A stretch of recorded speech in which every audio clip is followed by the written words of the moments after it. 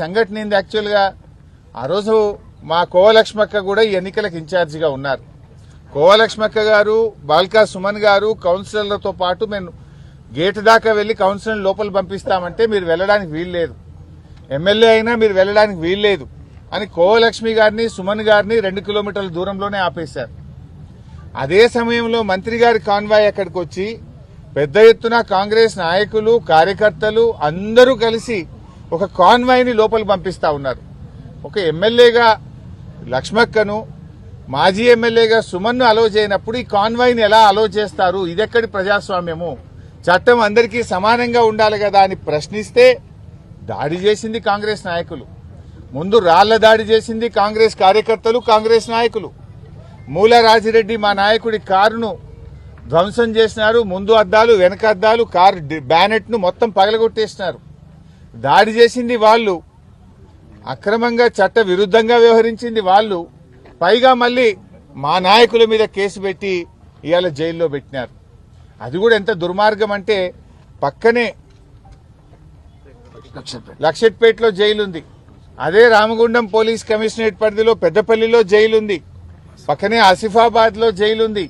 కానీ కావాలని 200 కిలోమీటర్ల దూరంలో ఆదిలాబాద్ లో తెచ్చి జైల్లో పెడతారు. అంటే మీ నిర్బంధాలు, జైళ్లలో పెట్టడమో, అక్రమ కేసుల ద్వారా ప్రజా తీర్పును కాలరాయగలుగుతారా? ప్రజాస్వామ్యంలో ప్రజా తీర్పును కాలరాసినప్పుడు పెద్ద ఎత్తున ప్రజల నుంచి తిరుగుబాటు వస్తుంది. ఇవాళ ఈ రాష్ట్రానికి ఇన్ఛార్జిగా ఉన్న మీనాక్షి నటరాజన్ గారు, ఆమె గాంధేయవాదిగా చెరకదిప్పుతూ నూలు వడుకుతున్నట్టుగా వారు గాంధేయవాదిగా మరి చెప్పుకుంటూ ఉంటారు. నేను అడుగుతా ఉన్నా, మీ రాష్ట్ర ఇన్ఛార్జిగా ఉన్న మీరు ఏమైంది మీ గాంధేయవాదం అని చెప్పి నేను వారిని అడుగుతా ఉన్నా. రాహుల్ గాంధీ గారు దేశంలో ఎక్కడ పోయినా రాజ్యాంగం చేతిలో పట్టుకొని తిరుగుతుంటాడు. ఏం రాహుల్ గాంధీ గారు, మీ రాజ్యాంగం ఏమైంది? ప్రజలు స్పష్టంగా కేతన్పల్లిలో 14 కౌన్సిలర్లు బీఆర్ఎస్ పార్టీని గెలిపించారు, 7 మాత్రమే కాంగ్రెస్ పార్టీ గెలిచింది. మరి మీ రాజ్యాంగం ఏమైంది?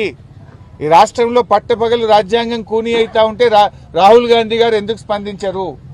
చెరకదిప్పుతున్న ఈ రాష్ట్ర ఇన్ఛార్జ్ మీనాక్షి నటరాజన్ గారు ఎందుకు స్పందించరు?